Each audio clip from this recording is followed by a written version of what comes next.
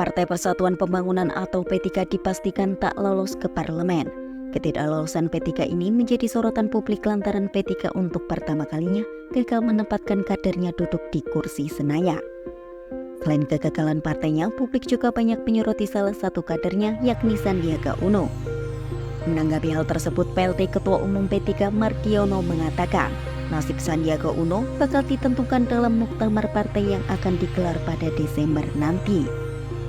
Di lain hal, pengamat politik UIN Syarif Hidayatullah Jakarta Adi Prayitno mengatakan, tidak bisa memprediksi dengan pasti apakah Sandiaga akan tetap bertahan berjuang bersama P3 yang tak lolos parlemen itu. Lantas, bagaimana nasib Sandiaga Uno? Akankah ia tetap bertahan di P3 atau kembali loncat ke partai politik lain?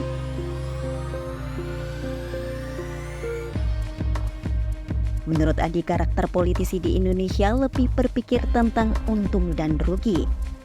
Sehingga bukan tidak mungkin Sandiaga akan berpindah ke partai selama menganggap tidak diuntungkan. Harus menjadi tanggung jawab bersama. Tapi saya membayangkan, saya nggak tahu apakah Sandi akan tetap di P3 ataupun tidak ya. Tapi biasanya rata-rata politisi di negara ini berpikirnya untung dan rugi. Cenderung kalau partainya sudah tidak menguntungin dan ada tawaran-tawaran yang jauh lebih asyik misalnya, bukan tidak mungkin akan ada pelabuhan-pelabuhan partai politik lain yang akan menjadi pilihan ya. Lebih lanjut, Adi melihat bahwa peran Sandiaga Uno di P3 mulai dikurangi setelah partai berlambang Ka'bah tersebut tak lolos parlemen. Contohnya terkait dibubarkannya Badan Pemenangan Pemilu atau Bapilu yang dipegang oleh Sandiaga Uno.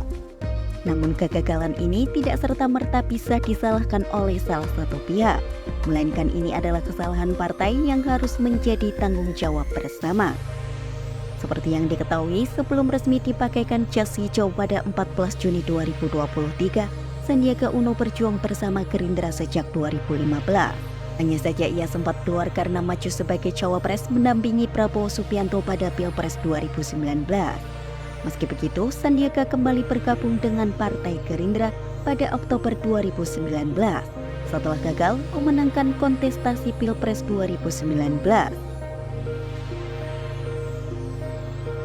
Sinyal kedekatan Sandiaga Uno dengan Prabowo sebenarnya sudah mulai dirasakan ketika dirinya mengatakan bersedia bergabung dengan pemerintahan selanjutnya pada akhir Februari 2024 lalu.